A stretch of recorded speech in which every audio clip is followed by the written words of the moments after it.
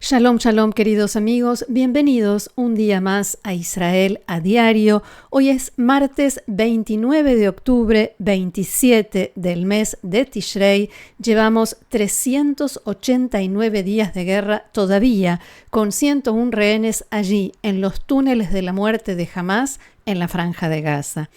Mientras continúa el incesante disparo de misiles de Hezbollah desde el sur del Líbano, en ráfagas de decenas al mismo tiempo, y en la mañana de hoy un hombre resultó muerto por el impacto directo de un misil en Maalot Tarshiha, en la Galilea, y el día comenzó en realidad con dos drones.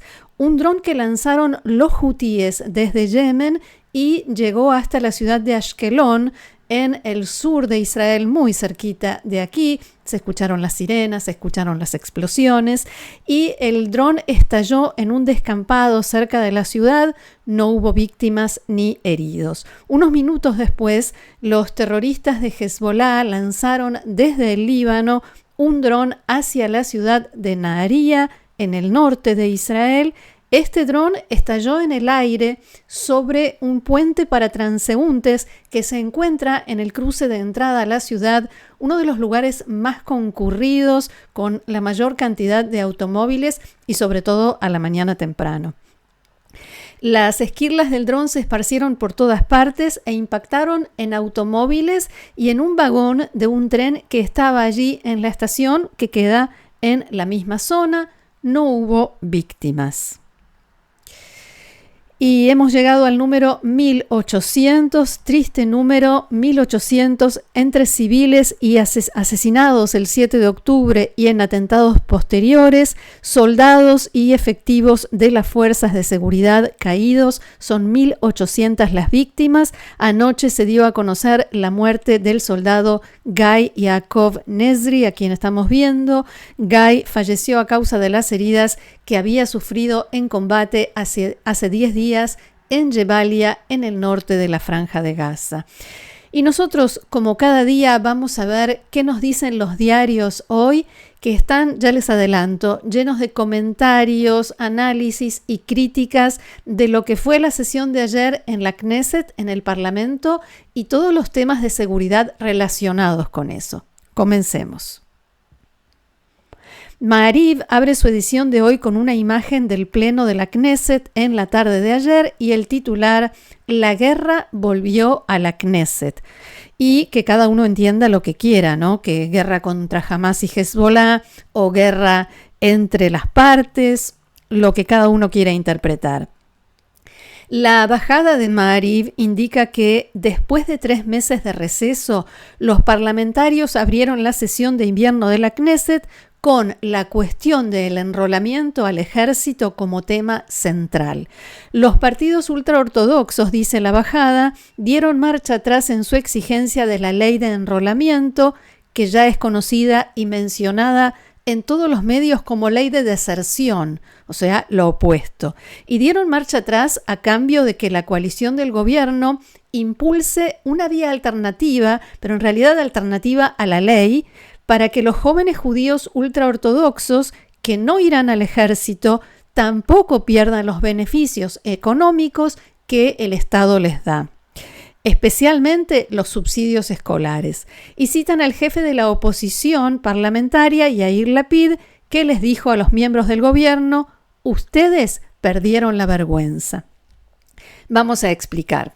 El ministro de Vivienda y líder del partido ultraortodoxo Yahadut HaTorah, Yitzhak Goldknopf, amenazó con que si no se promulga primero una ley que exima a todos los jóvenes judíos ultraortodoxos de cumplir con el servicio militar obligatorio, su partido no votará a favor de la ley de presupuesto nacional que se va a tratar esta semana y que, como sabemos, por ley, si el presupuesto no se aprueba, el gobierno cae automáticamente y hay que convocar a elecciones.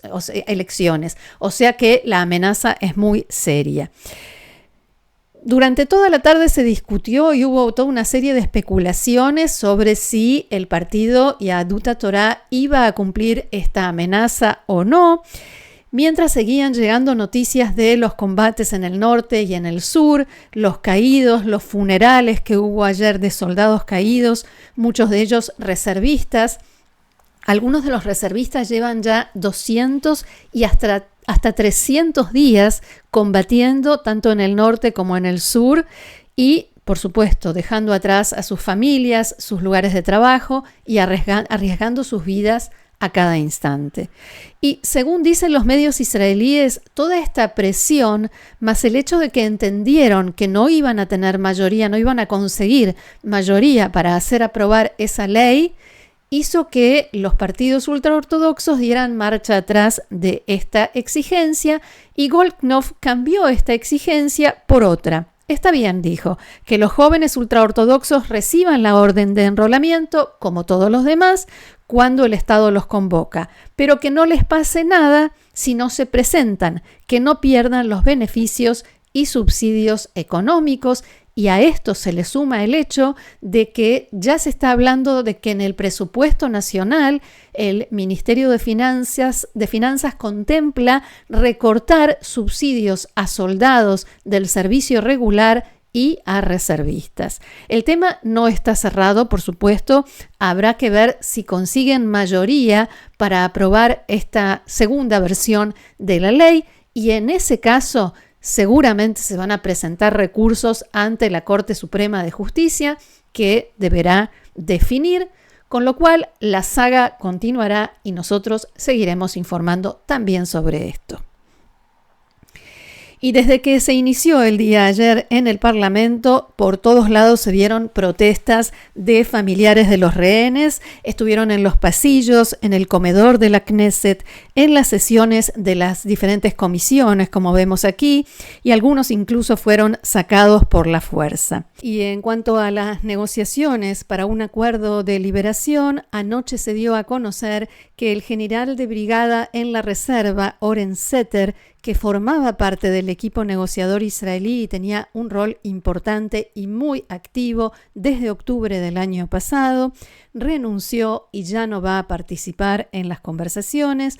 En la oficina del portavoz de Tzal explicaron que esto se debe a razones personales, pero según indicó en la mañana de hoy Radio Galei Tzal, la radio del ejército, esta renuncia se produce en un contexto en el que los funcionarios de mayor rango involucrados sienten que las negociaciones están trabadas, que no avanzan hacia ninguna parte, que el Estado de Israel no hace lo suficiente para liberar a los rehenes y que a lo largo del camino hubo oportunidades que se dejaron pasar, se perdieron, al menos 2, y hay quienes dicen que incluso más. Y ayer regresó a Israel el jefe del Mossad, David Barnea, que estuvo en la reunión cumbre en Doha sobre este tema, donde se habló de un posible acuerdo que contiene también la propuesta egipcia. Esta propuesta que, recordemos, hablaba de 12 días de cese de fuego a cambio de la liberación de 4 rehenes. Esto sería, y con esto respondo a una pregunta que recibí en los mensajes en el canal, nadie quiere quedarse con 4 rehenes y nada más. Esto sería un primer paso como para poner en marcha de vuelta el mecanismo de comenzar a liberar rehenes y comenzar el cese de fuego, pero no terminaría ahí. La oficina del primer ministro había emitido un comunicado felicitando al presidente de Egipto, Abdel Fattah al-Sisi, por esta propuesta, pero ayer el primer ministro Netanyahu dijo en la reunión de la bancada de su partido, el Likud, que no existe ninguna propuesta como esa y que si existiera, él sin ninguna duda la aceptaría. Después también hubo un comunicado en esa misma línea y aquí parece que hubiera una contradicción. ¿Qué explicación tiene esto?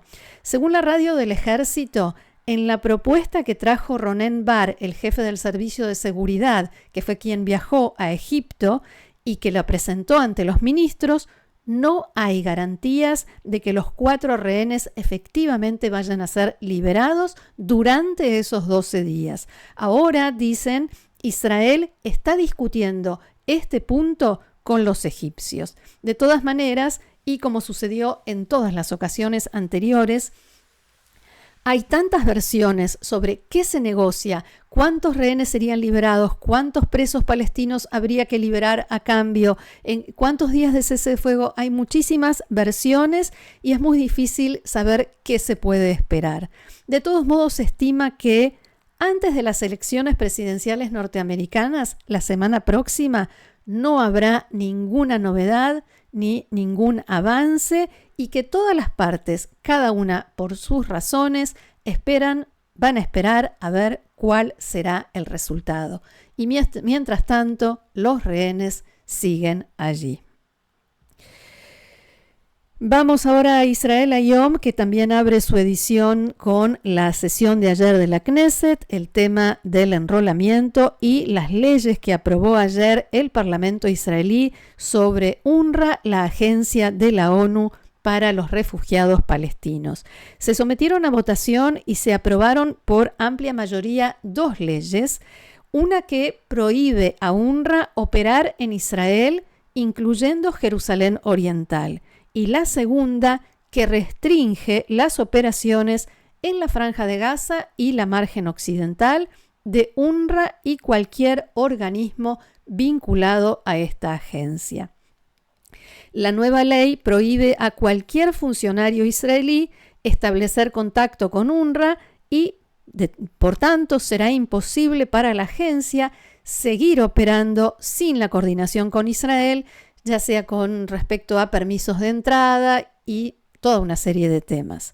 La ley va a entrar en vigencia dentro de 90 días y el primer ministro Netanyahu dijo ayer que Israel está dispuesto a trabajar con socios internacionales tanto en los 90 días anteriores a la entrada en vigor de la legislación como después para garantizar que la ayuda humanitaria siga llegando a los civiles de Gaza. Y agregó, abro comillas, los trabajadores de UNRWA involucrados en actividades terroristas contra Israel deben rendir cuentas. Al mismo tiempo, evitar una crisis humanitaria es fundamental. Sobre este punto también habló el embajador de Israel ante la ONU, Dani Danon. So we are working with humanitarian organizations, but take for example UNRWA. You know, UNRWA was infiltrated by Hamas many years ago. We have won the Security Council. That is why today we are taking action that will limit UNRWA capabilities to continue to function in Israel, and we will continue to work with those UN organs that want to support humanitarian efforts. And we are doing it with the WHO, with UNICEF, on the polio vaccination campaign and other campaigns. La aprobación de estas leyes se produce apenas unos días después de que UNRWA, la agencia UNRWA, confirmara que un comandante de la unidad Nukba de Hamas, muerto en un ataque israelí, que fue quien dirigió la matanza y secuestro de civiles israelíes el 7 de octubre cerca del kibutz Reim, ese terrorista había sido empleado de la agencia desde julio de 2022. Las autoridades israelíes sostienen que más del 10% del personal de UNRWA tiene vínculos con grupos terroristas y han mostrado en muchísimas ocasiones material de estudios de las escuelas de UNRWA donde se enseña el odio, la violencia, se instiga a cometer atentados, odio a Israel, odio a los judíos, instalaciones de la agencia que son y fueron usadas por Hamas como depósitos de armas, ya sean escuelas, oficinas o instalaciones de UNRWA debajo de las cuales Hamas excavó túneles. En la sesión parlamentaria de ayer, una vez aprobadas las leyes, el presidente de la Knesset, Amir Ohana, escribió en su cuenta de X: queridos Kobi y Ayelet Samerano, la votación de hoy está dedicada a la memoria de vuestro hijo Jonathan, cuyo cuerpo fue secuestrado por empleados de UNRWA el 7 de octubre, lo que fue hasta ahora ya no será. Los distintos funcionarios a nivel internacional que reaccionaron a la decisión del Parlamento israelí parecen no haber visto esa imagen que nosotros acabamos de ver. El comisionado general de la ONU, Philippe Lazzarini, dijo que esta nueva legislación israelí sienta un precedente peligroso y se opone a la Carta de Naciones Unidas. La legislación israelí sienta un precedente peligroso. El secretario de Estado norteamericano, Antony Blinken, expresó preocupación y el portavoz del Departamento de Estado, Matthew Miller, instó a Israel a no aplicar la nueva ley. La presidencia de la Autoridad Palestina difundió un comunicado en el que rechaza y condena esta ley, y Hamás también hizo una publicación en Telegram condenando lo que considera, abro comillas, parte de la guerra sionista y la agresión contra nuestra población para eliminar la causa y el derecho de los refugiados palestinos a regresar a sus hogares, cierro comillas.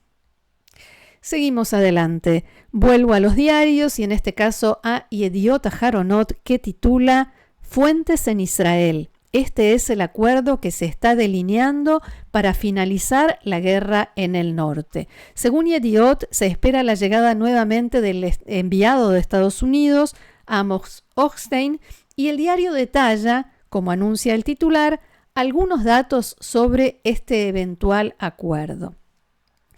En primer lugar, dice que se iniciaría con un periodo de adaptación, esa es la palabra que utilizan, un periodo de prueba de 60 días, durante los cuales se establece un cese de fuego entre Israel y Hezbollah, y siempre según Yediot Aharonot, esta propuesta de acuerdo tiene 3 elementos.